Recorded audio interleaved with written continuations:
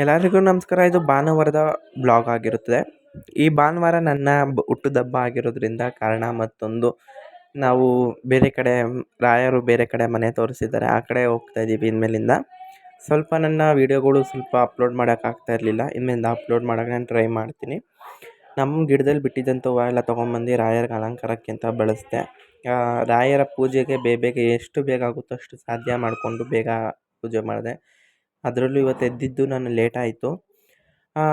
ಸರಿ ಅಂದ್ಬಿಟ್ಟು ಬೇಗ ಕಸ ಗುಡಿಸಿ ಮನೆ ಒರೆಸಿ ಎಲ್ಲರಿಗೂ ನಾಷ್ಟ ಮಾಡಿ ಕೊಟ್ಬಿಟ್ಟು ಆಮೇಲೆ ನಾನು ಪೂಜೆಗೆಲ್ಲ ರೆಡಿ ಮಾಡಿಕೊಂಡೆ.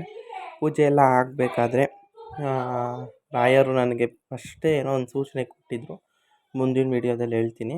ಮತ್ತು ಇನ್ನೊಂದು, ಯಾರೋ ಕೆಲವರು ನನಗೆ ಮೆಸೇಜ್ ಮಾಡ್ತಾರೆ ಬೃಂದಾವನ ಪೂಜೆ ಹೇಗೆ ಮಾಡೋದು ಅಂತ. ಆ ವಿಡಿಯೋನ ನಾನು ಹಾಕ್ತೀನಿ ಫ್ರೀ ಮಾಡಿಕೊಂಡು. ಆಮೇಲೆ ಸ್ವಲ್ಪ ಜನ ಹೂವು ಪ್ರಶ್ನೆ ಕೇಳೋಕ್ಕೆ ಹೇಳಿದ್ದೀರ, ಅದನ್ನು ನಾನು ವೀಡಿಯೋಗಳು ಮಾಡಿಲ್ಲ. ನಾನು ಸಾಧ್ಯ ಆದಷ್ಟು ನಾನು ಹೂವು ಪ್ರಶ್ನೆಗಳು ಕೇಳೋಕ್ಕೆ ಟ್ರೈ ಮಾಡ್ತೀನಿ.